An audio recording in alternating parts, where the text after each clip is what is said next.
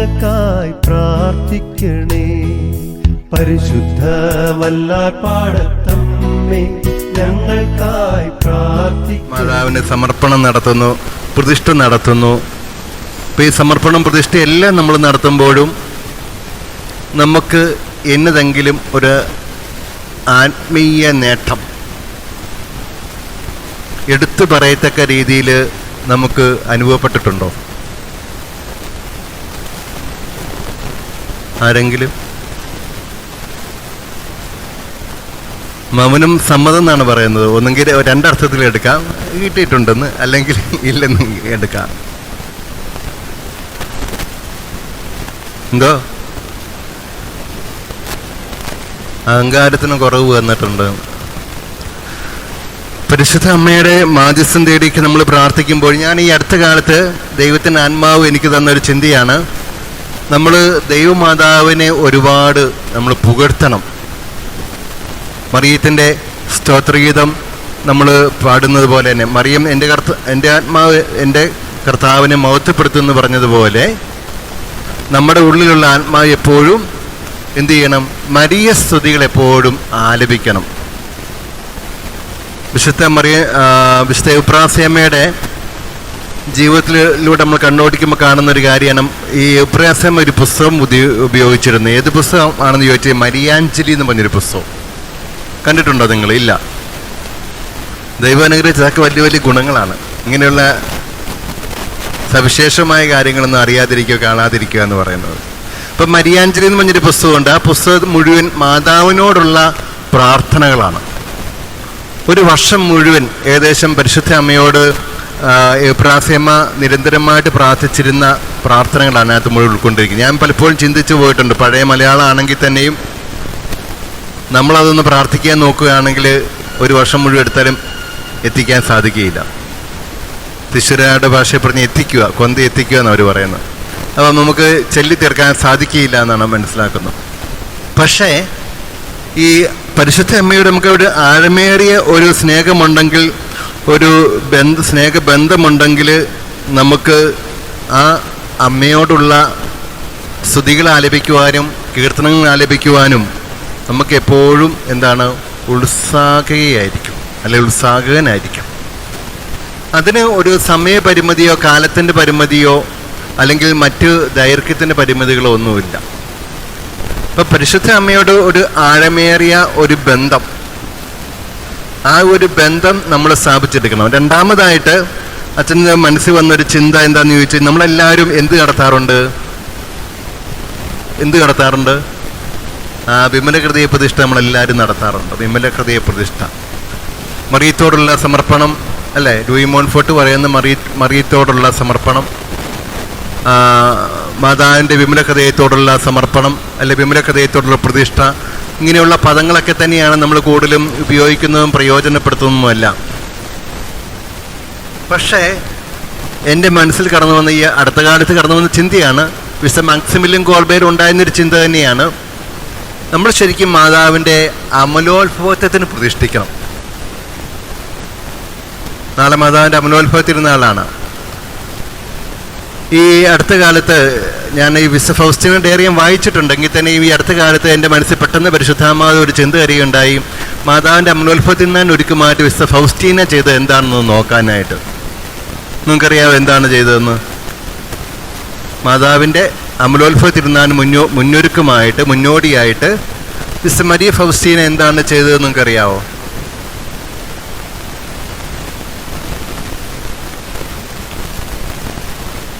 മാതാവിൻ്റെ അമലോത്ഭവ തിരുനാളിന് ഒരുക്കമായിട്ട് വിശുദ്ധ ഫൗസ്റ്റീന ചെയ്ത കാര്യം എന്താണെന്ന് ചോദിച്ചു കഴിഞ്ഞാൽ, അമലോത്ഭവ മാതാവിൻ്റെ സ്തുതിക്കായിട്ട് 1000 നന്മ നിറഞ്ഞ മറിയും ഒരു ദിവസം ചെല്ലുമായിരുന്നു.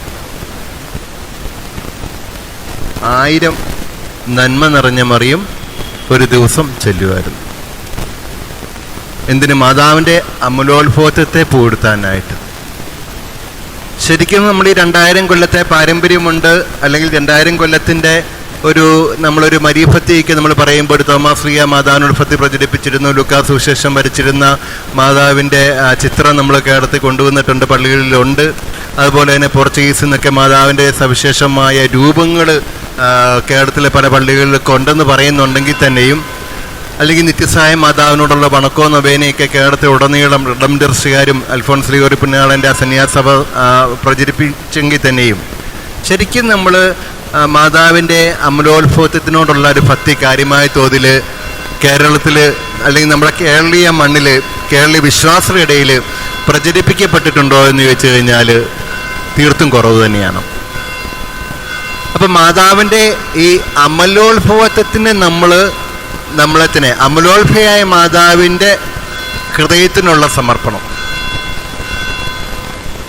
അമലോത്ഭയായ മാതാവിൻ്റെ വിമല ഹൃദയത്തിനോടുള്ള പ്രതിഷ്ഠ.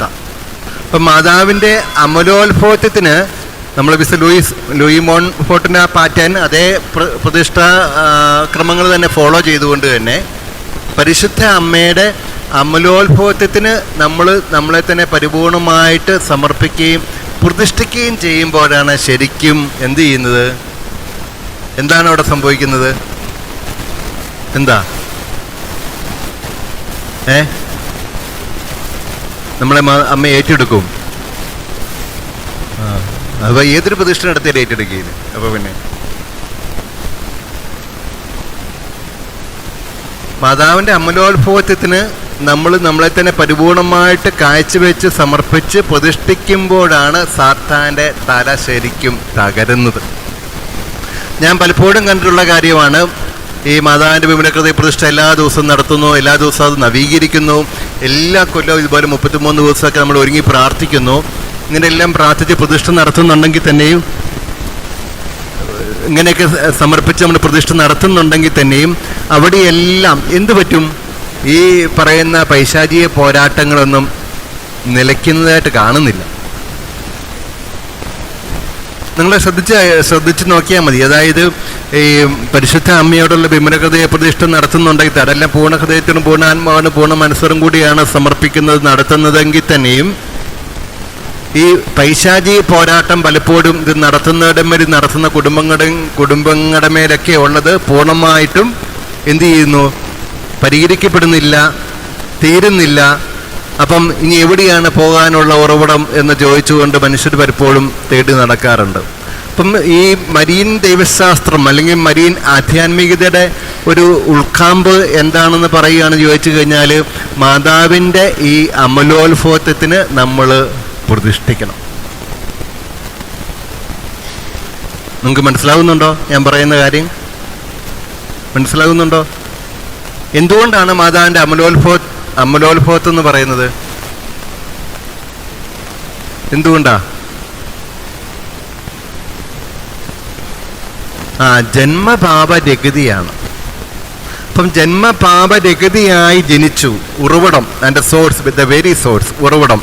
ആ ഉറവിടത്തിൽ പാപത്തിൻ്റെ ഒരു കറയോ ഒരു കളങ്കമോ അതിൻ്റെ ഒരു ലാഞ്ചന പോലുമില്ലാത്ത രൂപം കൊണ്ട അല്ലെ സൃഷ്ടിക്കപ്പെട്ട ജന്മമെടുത്ത ആ നിമിഷത്തിലേക്ക് തന്നെയാണ് നമ്മളെ തന്നെ സമർപ്പിക്കുന്നത്. അപ്പം അത്രയും അതൊരു അതിശക്തമായ സമർപ്പണം. അവിടെയാണ് നമ്മൾ നാരീയ ശക്തികളുമായിട്ടുള്ള പോരാട്ടം നമ്മൾ ആരംഭിക്കുന്നതും അത് പരിസമാപ്തി കുറിക്കുന്നതും. നാരീയ ശക്തികളുമായിട്ടുള്ള നമ്മുടെ ബന്ധങ്ങളെ നമ്മൾ മുറിക്കുന്നത്, നമ്മുടെ കുടുംബത്തിന്മേൽ ഭവനത്തിന്മേൽ തലമുറകളുടെ മേലുള്ള ആ നാരീയ ശക്തിയുടെ നരകസർപ്പത്തിൻ്റെ ഏതെങ്കിലും തരത്തിലുള്ള അവകാശങ്ങൾ, അധികാരങ്ങൾ, ആധിപത്യങ്ങൾ, സ്വാധീനങ്ങൾ തുടങ്ങിയവയെല്ലാം ശരിക്കും അത് മുറിച്ച് വിച്ഛേദിക്കപ്പെടുന്നത് പരിശുദ്ധ അമ്മയുടെ ഈ അമലോത്ഭവത്തിന് നമ്മളെ തന്നെ പരിപൂർണമായിട്ട് സമർപ്പിച്ച് പ്രതിഷ്ഠിക്കണം. Hallelujah, hallelujah, hallelujah.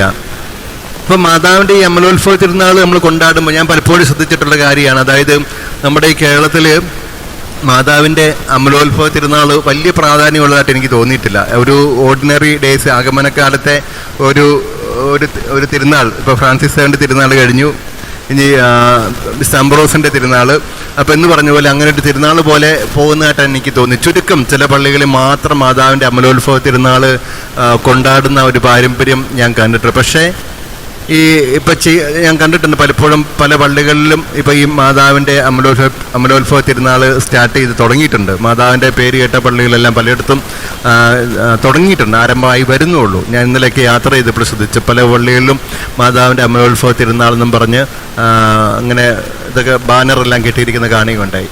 ഒരുപക്ഷെ നമ്മൾ വീണ്ടും ചിന്തിക്കുവാണെങ്കിൽ ഈ 8 നോയമ്പ് മാതാവിൻ്റെ ജനന തിരുനാൾ, ഈ 8 നോയമ്പ് തിരുനാൾ, ജനന തിരുനാൾ പോലും ഒരു കാലഘട്ടങ്ങളിൽ മാതാവിൻ്റെ ആ തിരുനാളുള്ള പള്ളികളിൽ മാത്രം ഉണ്ടായിരുന്നുള്ളൂ. പക്ഷേ ഇപ്പോൾ ക്രമേണ എല്ലാ പള്ളികളിലും എന്ത് ചെയ്തു, വ്യാപിച്ചു തുടങ്ങിയിട്ടുണ്ട്. അതായത് 8 നോയമ്പാണ്, മാതാ ജനന തിരുനാളാണ്. അപ്പം അതുകൊണ്ട് നമ്മൾ 8 ദിവസം നോയമ്പൊക്കെ എടുത്ത് തിരുനാൾ ആഘോഷിക്കുന്നത് നല്ലതാണ്. പക്ഷെ അതിനേക്കാളൊക്കെ ഒരുപാട് പ്രാധാന്യം കൊടുത്തുകൊണ്ട് പരിശുദ്ധ അമ്മയുടെ 2 തിരുനാളുകൾ സഭ ആഘോഷിക്കേണ്ടതാണ്. എല്ലാ ദേവാലയങ്ങളിലും പള്ളി, അത് മാതാവിൻ്റെ അമലോത്സവവും സ്വർഗാരോഹണവും. അപ്പം ഈ അമലോത്സവത്തിൻ്റെ പൂർണ്ണതയാണ്, അതിൻ്റെ കൾമിനേഷനാണ് ഏത്, സ്വർഗാരോഹണം. അപ്പം അമലോത്സവത്തെ ഇല്ലാതെ സ്വർഗാരോഹണമില്ല. സ്വർഗാരോഹണം ഉണ്ടാകണമെങ്കിൽ അമലോത്സവത്തെ ഉണ്ടാകണം. അപ്പം ഈ പാപം ചെയ്ത് മനുഷ്യവർഗം സാത്താൻ്റെ പിടിയിൽ, പിശാചിൻ്റെ പിടിയിൽ, ലൂസിഫറിൻ്റെ പിടിയിൽ, അവൻ്റെ ചങ്ങലയിൽ പെട്ടുപോകുമ്പോൾ ആ പാപത്തിൻ്റെ ഒരു സ്വാധീനം തലമുറയായിട്ട് പലപ്പോഴും നമ്മളിലൂടെ കൈമാറ്റം ചെയ്ത് വരുമ്പോൾ കത്തോലിക്ക സഭയുടെ മതബോധന ഗ്രന്ഥം പറയുന്നത് മാമോദിസ എന്ന കൂദാശയിലൂടെ ഒരു വ്യക്തിയുടെ ഉത്ഭവഭാവം മാറ്റപ്പെടുന്നുണ്ടെങ്കിലും അതിൻ്റെ ചായ്വ്, അതിൻ്റെ ലാഞ്ചന അത് നിലനിൽക്കുന്നുണ്ടെന്നാണ് പറയുന്നത്. പാപത്തിൻ്റെ ചായ്വ് നിലനിൽക്കുന്നുണ്ടെന്നാണ് പറയുന്നത്. ഒരുപക്ഷെ ഈ മാക്സിമിലിയൻ കോൾവേ പോലുള്ള വിശുദ്ധർ കുറച്ചും കൂടെ ഡീപ്പായിട്ട് ധ്യാനിക്കുകയും പ്രാർത്ഥിക്കുകയും ചെയ്തുകൊണ്ടായിരിക്കും അദ്ദേഹത്തിന് മനസ്സിലായത് പാപത്തിൻ്റെ ചായ്വ് മാത്രമല്ല, ആ ദുഷ്ടൻ്റെ ഒരു ആധിപത്യം തന്നെ കാണുമായിരിക്കാം. നമ്മൾ പിശാചിനെ ഉപേക്ഷിക്കുന്നുണ്ട് എന്നൊക്കെ നമ്മൾ പലപ്പോഴും ഞാൻ കണ്ടിട്ടുള്ളൊരു കാര്യമാണ്. മാമോദിസ എന്ന് പറയുന്ന ഒരു പവിത്രമായ കൂദാശയാണെങ്കിലും ആ കൂദാശയുടെ പ്രാധാന്യം അല്ലെങ്കിൽ അതിൻ്റെ മഹിമ, അതിൻ്റെ മഹത്വം മനസ്സിലാക്കാതെയാണ് നമ്മൾ അതിൽ പോകുന്നതും പങ്കെടുക്കുന്നതും നടത്തുന്നതുമല്ല. എല്ലാം അറിയാവോ മാമോദിസയെക്കുറിച്ച്, മാമോദിസ കൂദാശയെക്കുറിച്ച്? പിശാചിനെ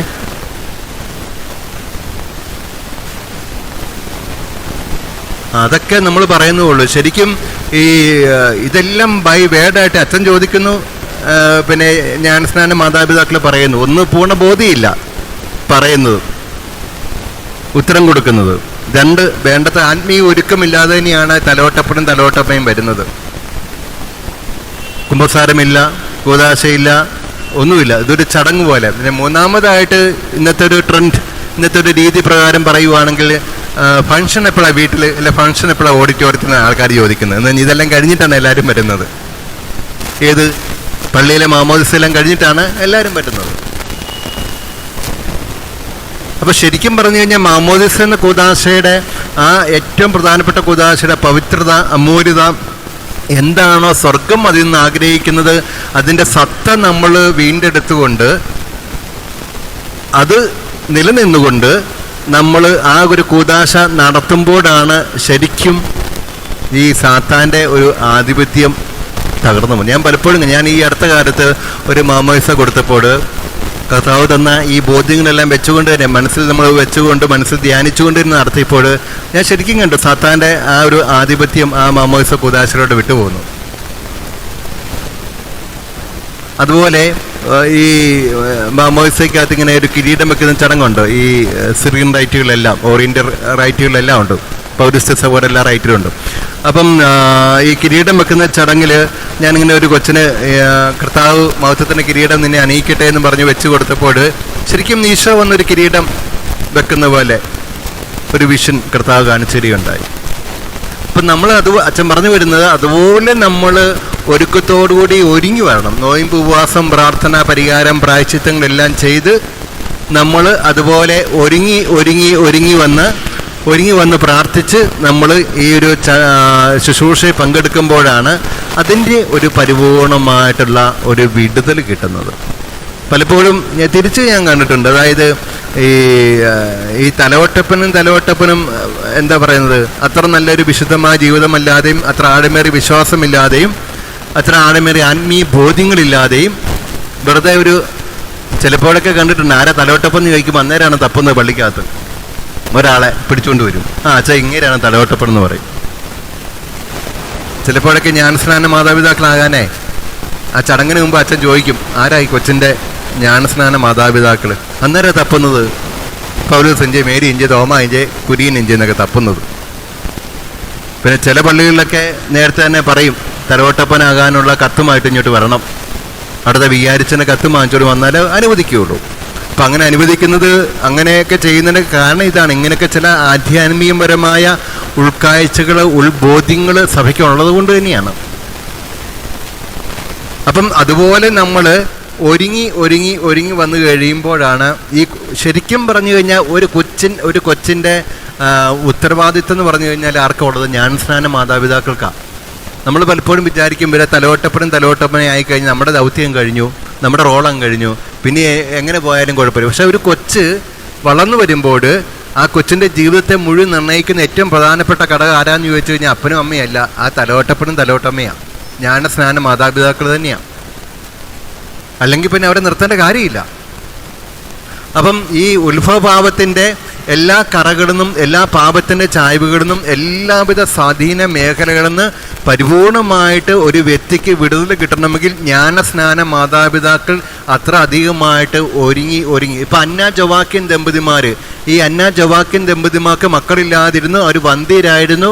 അങ്ങനെ ദീർഘനാൾ വന്ധ്യത കഴിഞ്ഞപ്പോൾ അവർ പ്രാർത്ഥനയെ നിരന്തരമായിട്ട് മുഴുകി ജീവിച്ചിരുന്ന സമയത്ത് ഒരു സ്ത്രീക്ക് എത്രത്തോളം ദേവാലയത്തോട് അടുത്ത് നിന്ന് മദ്ബഹയോട് അല്ലെങ്കിൽ ഹോളി ഓഫ് ഹോളി ഈ സ്ഥലത്തോട് അടുത്ത് ചേർന്ന് നിന്ന് പ്രാർത്ഥിക്കാൻ സാധിക്കുമോ അത്രത്തോളം പരമാവധി ദേവാലയത്തോട് ചേർന്ന് നിന്ന് പ്രാർത്ഥിച്ചുകൊണ്ട് വന്ധ്യത എന്ന് പറയുന്ന ഒരു കാര്യം ശാപമായിട്ടും അപമാനമായിട്ടും നാണക്കേടായിട്ടും കണക്കാക്കിക്കൊണ്ടിരുന്നൊരു കാലഘട്ടത്തിൽ മറ്റുള്ളവർ പറയുന്നതും അവിടെ നോട്ടങ്ങളും അവിടെ പാഴ്വാക്കുകൾക്കൊന്നും ചെവി കൊടുക്കാതെ എന്ത് സംഭവിച്ചു?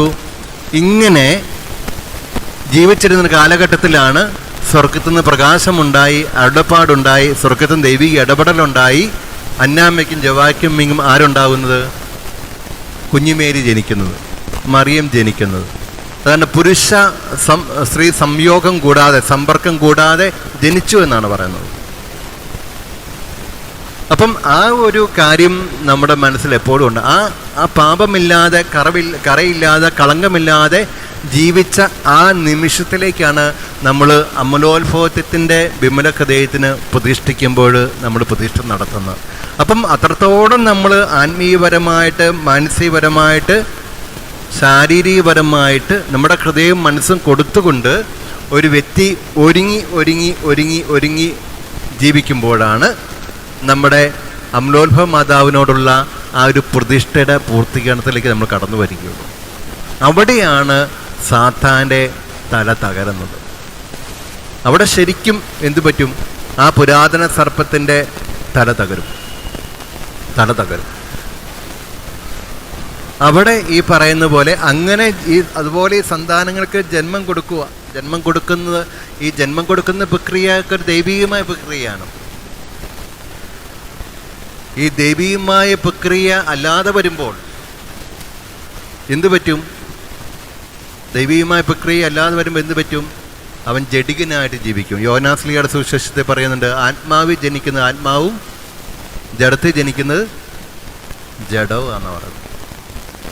പാപത്തിൽ മുഴുകി, മ്ലേച്ഛതയും മുഴുകി, അശുദ്ധിയും മുഴുകി, ദാമ്പത്യ ബന്ധം, ദാമ്പത്യ കർമ്മം, ഒരു എന്താ പറയുക, ലോകസുഖ ജഡിക മോഹങ്ങളിൽ മുഴുകി അതിൽ തഴക്കം വന്ന് ജീവിക്കുന്ന ദമ്പതിമാർ ജന്മം കൊടുക്കുന്ന ഒരു ശിശുവിനെ സംബന്ധിച്ച് പറയുവാണെങ്കിൽ ആ ശിശു ശരിക്കും പാപത്തിൻ്റെ അടിമയാണ്. യോനാസ്ലിയയുടെ ലേഖനത്തിൽ പറയുന്ന പോലെ, അല്ലെ സുവിശേഷത്തിലൊക്കെ പറയുന്നുണ്ടല്ലോ, പാപം ചെയ്യുന്നവൻ പാപത്തിൻ്റെ അടിമയാണ്.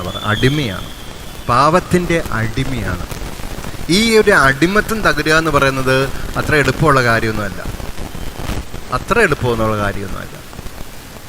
ആ അടിമത്തത്തിൽ നിന്ന് പരിപൂർണമായി വിടുതൽ കിട്ടണമെങ്കിൽ അത്ര അധികമായിട്ട് നമ്മൾ ആത്മീയമായിട്ട്, മാനസികമായിട്ട് ഒക്കെ, ശാരീരികമായിട്ടൊക്കെ നമ്മൾ പൂർണ്ണ ആത്മാവും പൂർണ്ണ മനസ്സും പൂർണ്ണ ഹൃദയവും തമ്പുരാന് കൊടുത്തുകൊണ്ട് നമ്മൾ പ്രാർത്ഥിക്കുമ്പോഴും നമ്മൾ സമർപ്പിക്കുമ്പോഴൊക്കെയാണ് സ്വർഗത്തിൻ്റെ അല്ലെങ്കിൽ ദൈവത്തിൻ്റെ ഇടപെടൽ നമ്മുടെ ജീവിതത്തിൽ ഉണ്ടാകുന്നത്.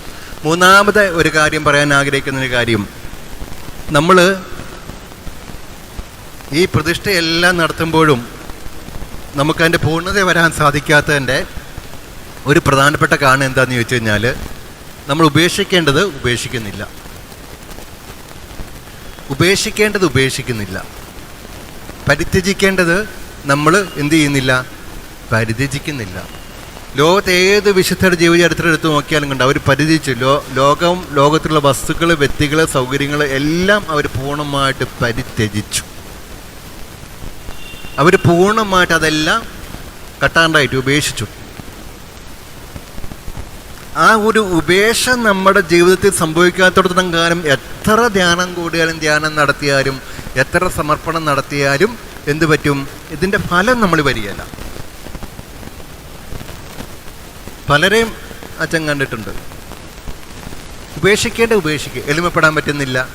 മനസ്സിൻ്റെ എളിമ, ഹൃദയത്തിൻ്റെ എളിമ, ബുദ്ധിയുടെ എളിമ, ചിന്തയുടെ എളിമ, നടപ്പിൻ്റെ എളിമ, സ്വരത്തിൻ്റെ എളിമ, കുടുംബത്തിൻ്റെ പാരമ്പര്യത്തിൻ്റെ എളിമ, ജോലിയുടെ എളിമ, ഇങ്ങനെ എളിമയുടെ ഒരു വലിയ ലിസ്റ്റ് തന്നെയുമുണ്ട്.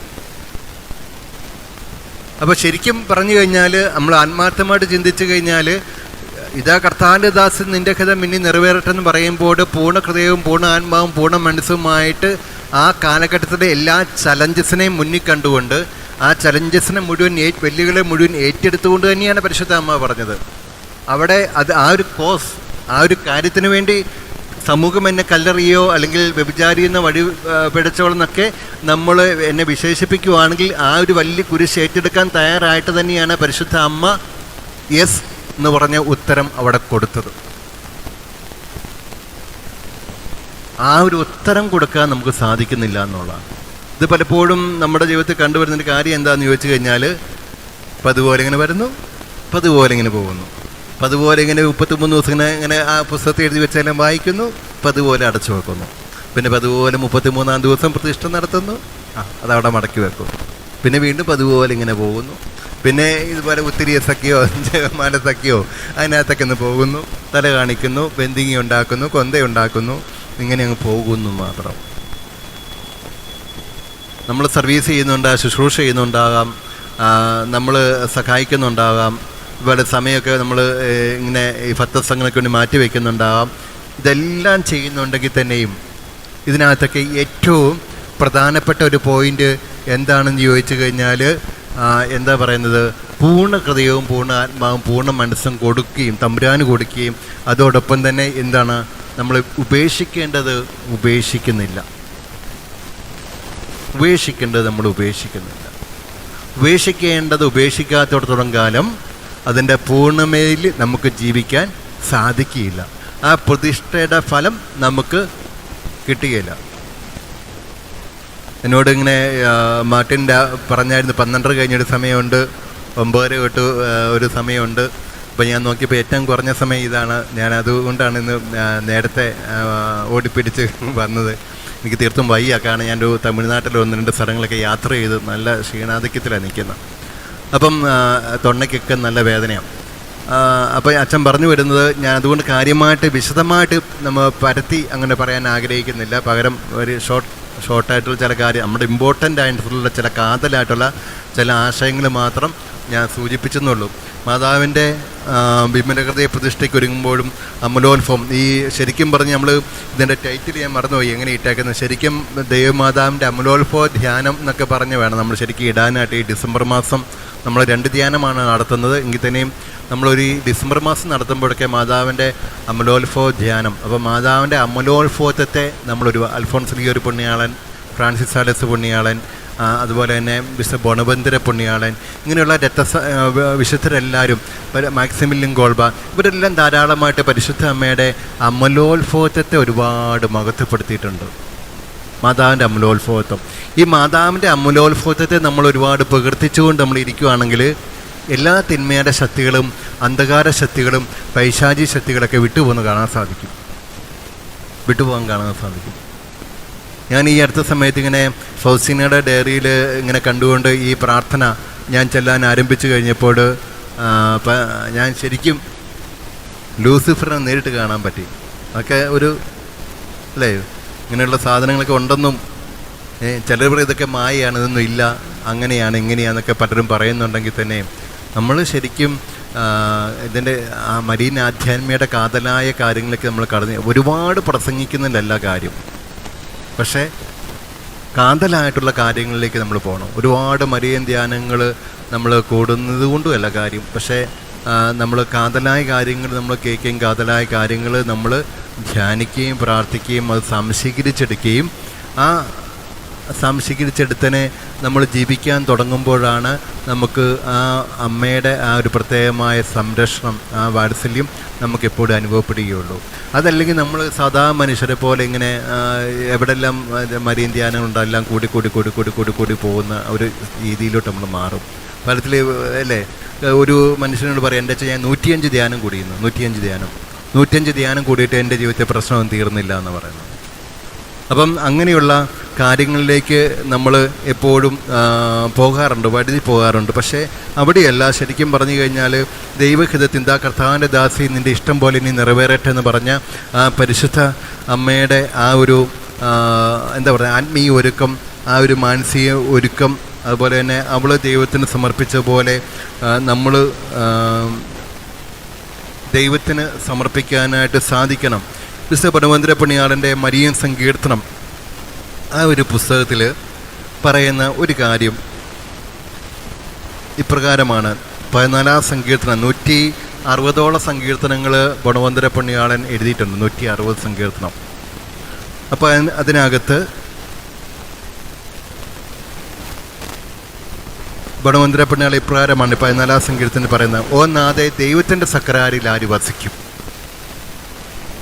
ദൈവത്തിൻ്റെ സക്രാരിയിൽ, ഓ നാഥേ, ഓ പരിശുദ്ധ അമ്മേ, ദൈവത്തിൻ്റെ സക്രാരിയിൽ, ദൈവത്തിൻ്റെ കൂടാരത്തിൽ ആര് വസിക്കും? ഞങ്ങളുടെ നേതാവിൻ്റെ കൂടെ ആര് വിശ്രമിക്കും?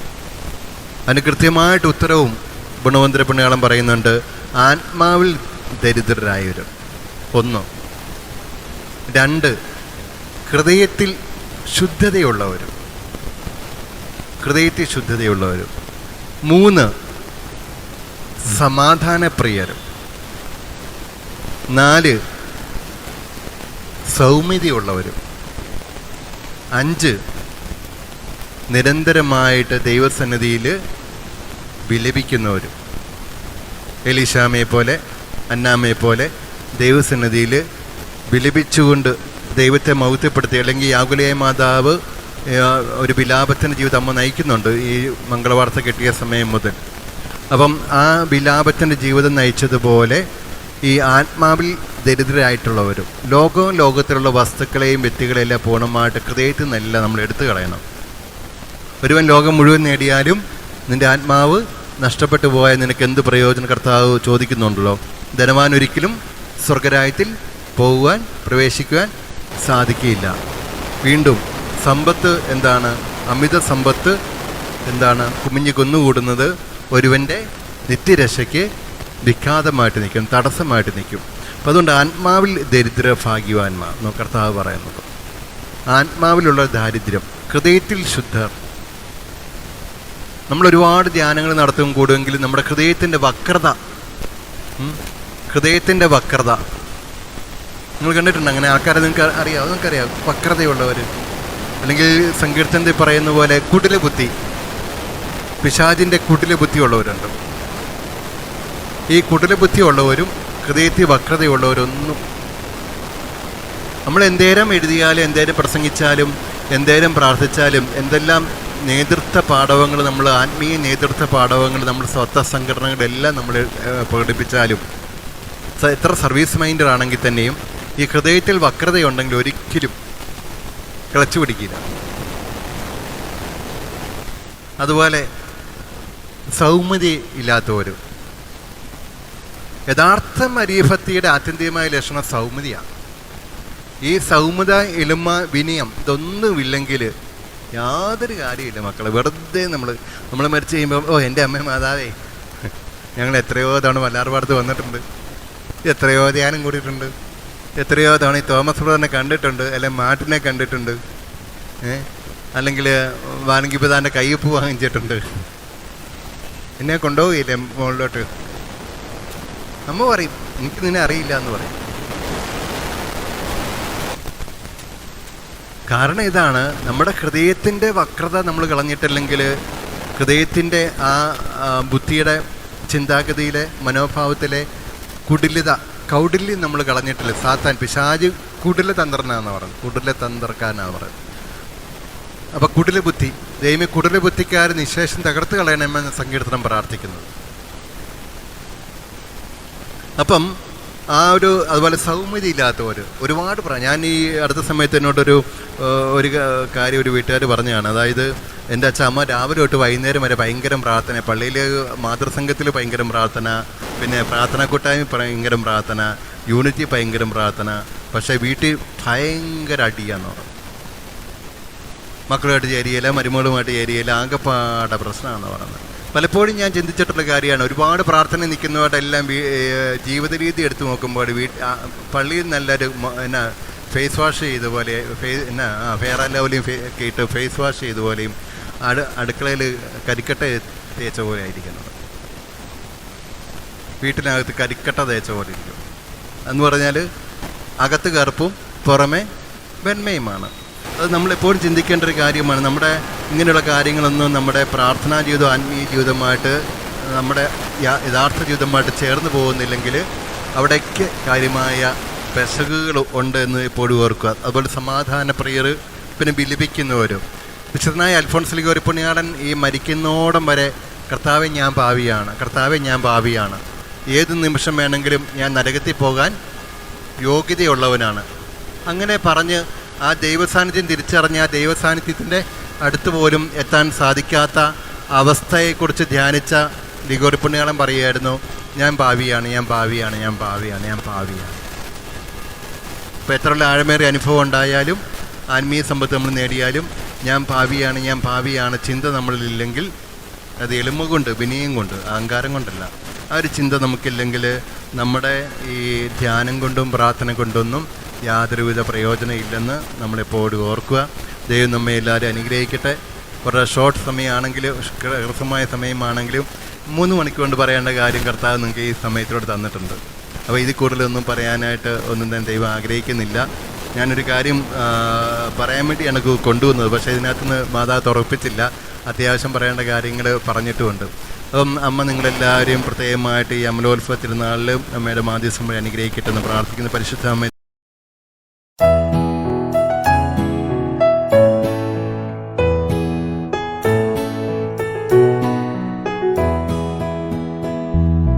പരിശുദ്ധ വല്ലാർ പാടത്തമ്മേ ഞങ്ങൾക്കായി പ്രാർത്ഥിക്കണേ.